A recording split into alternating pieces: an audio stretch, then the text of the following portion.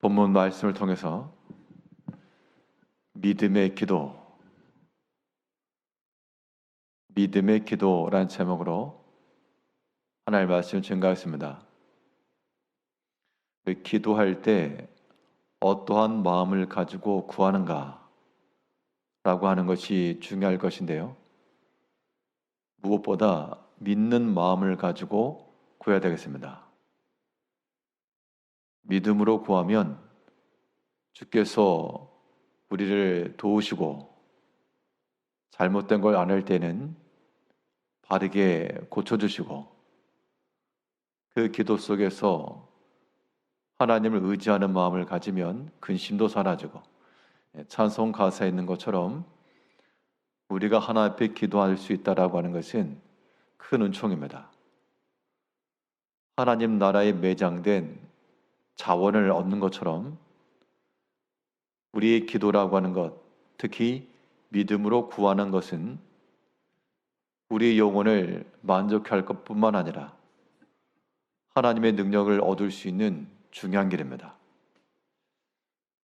믿음으로 구한다고 할 때 우리가 어떻게 구하는 것이 믿음의 기도가 될 것인가? 오늘 본문 말씀을 통해 살펴보게 되면 믿음의 기도라고 하는 것은 하나님께 온전히 맡기고 구하는 겁니다. 하나님께 다 맡긴다. 전적으로 신뢰하고 다 의지한다. 이것이 우리 기도 가운데 있어서의 가장 중요한 모습입니다. 기도의 내용이 뭐냐? 무엇을 구하는가? 이것보다 더 중요한 것이 우리는 과연 누구에게 구하고 있는가? 그 기도의 대상, 우리가 믿고 구하는 그 하나님, 그 하나님에 대한 우리의 신뢰하는 마음이 더욱 중요합니다. 그것이 믿음의 기도라고 말하는 것인데, 오늘 본문의 내용은 히스기야 왕이 그가 처하였던 기가 막힌 상황 속에서 이 모든 상황을 다 하나님께 맡겼고, 또 그러한 일을 만나게 했던 사람까지도 하나님께 다 맡긴 그런 장면입니다.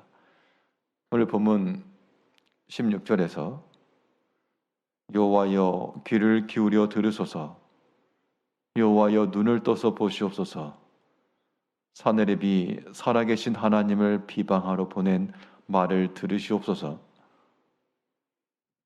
지금 여기서 히스기야와 그의 백성들이 처한 문제는 아수르 군대가 들어와서 그들을 포위하고 이제 곧 있으면 그들이 함락시킬 수 있다라고 하는 두려움과 상황적 문제입니다.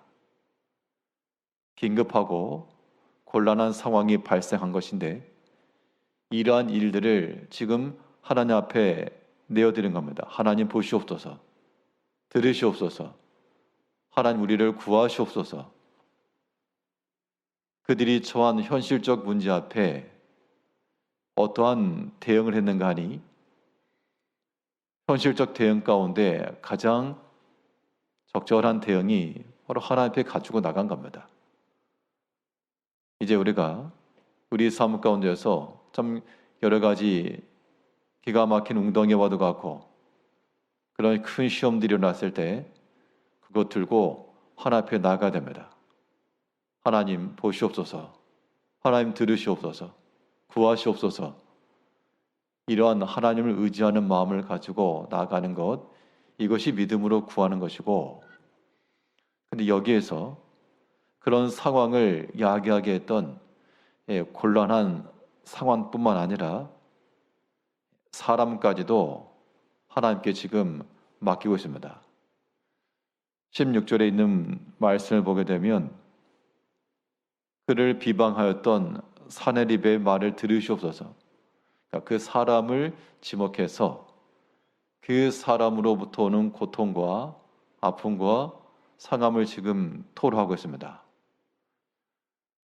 우리가 사람과의 관계성 속에서 사람을 대적하거나 싸우거나 할 필요는 없지만 또 한편은 기도 가운데 사람까지도 맡기는 것, 이 또한 믿음의 기도의 영역입니다. 사람을 맡긴다는 것은 그 사람을 저주하거나 비방하거나 망하길 바라거나 그런 의미가 아니고 하나님께 맡기는 말 그대로 하나님의 공의로운 심판과 하나님의 판단 가운데 맡기는 것이고, 하나님께 맡겼으니까 이제 더 이상의 판단은 우리에게 없는 겁니다. 우리가 믿음의 형제들과의 관계성 속에서도 때론 오해도 있고 혹은 분쟁도 있고 마음속에 남겨진 그러한 상함도 있기 마련인데, 그러할 때마다 사람에게는 그런 걸 나타낼 이유가 없고 하나 앞에 다 맡겨야 됩니다. 원망하거나 저주하는 그런 의미가 아니고, 내가 당한 모든 아픔과 상함이라도 하나님께서 위로하여 주시고, 또한 하나님께서 저를 구원하시고 깨닫게 하시고 하나님의 진노의 때 임하지 아니하도록 긍휼을 베풀어 주시고, 그렇게 기도해 주는 것이 믿음의 기도입니다. 우리는 여러 상황으로 인해서 곤란할 때도 있고 사람으로 인해서도 어려움의 때를 당할 수 있으나, 우리는 그러할 때마다 오직 하나님께 다 맡기는 마음을 가지고 하나님께 다 던지는 심정을 가지고 그렇게 구하는 것, 그것이 믿음의 기도인 겁니다. 이런 믿음의 기도라고 하는 것은 또한 하나님의 영광을 구해야 됩니다. 모든 기도의 목적과 그 끝이 자기 자신을 위하는 것으로 끝나는 것은 그 믿음의 기도가 될 수가 없고, 그 결말이 하나님의 영광과 하나님의 이름을 위한 것이 되어야 마땅합니다. 그렇지 않으면 세상 믿지 않는 사람의 간구와 다를 바가 전혀 없습니다. 비록 우리의 필요를 구하고 고침을 구하고 더 나아진 상황을 구할지라도 이것이 단지 나의 일이 잘 되고 형편이 피어지고 그것만 아니고 하나님의 이름의 영광이 가려지지 않도록, 하나님의 능력이 나타나실 수 있도록, 하나님이 영광 받으시도록, 그 마지막이 그런 목적으로 구할 때 믿음으로 구했다라고 말할 수 있는 겁니다. 오늘 본문 19절 말씀에서는 우리 하나님 여호와여, 원하건대 이제 우리를 그의 손에서 구원하옵소서. 그리하시면 천하만국이 주 여호와가 홀로 하나님이신 줄 알리이다 하니라. 내가 지금 기막힌 상황에 처했으니 원통합니다. 나를 구하시고 나를 도우시고 나를 세우소서. 그렇게만 끝난 거 아니고 분명 우리를 구원하옵소서 하나님 앞에 구했습니다.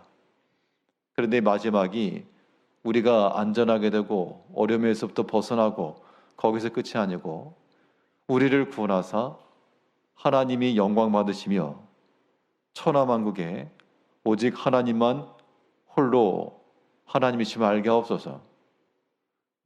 이러한 끝맺음이 올바른 기도입니다. 우리 기도 중에도 하나님의 이름의 영광이 가려지지 않도록 우리 자기 자신의 악함이나 악행이나 범죄함이나 이런 것이 있어서 하나님의 진노와 심판이 임할 때라도 하나님이여, 나로 인하여 다른 형제들이 실족하지 않고 하나님의 이름이 영광 가려지지 않고, 그런 마음을 구하는 것, 이거 믿음으로 구하는 겁니다. 이제 우리의 모든 삶 속에서 하나님 앞에 기도할 수 있다라고 하는 것, 성도의 큰 특권과 능력임을 우리가 다 알 것인데요. 우리가 처한 모든 곤란하고 어려운 상황을 다 맡기고 사람까지라도 다 맡겼으니까 더 이상 우리가 근심할 게 남지 않았고 우리가 두려워할 것이 남지 않은 겁니다. 바꿔 말하면 여전히 두렵고 근심되고 마음이 쓰인다는 것은 온전히 맡기지 못했다는 겁니다.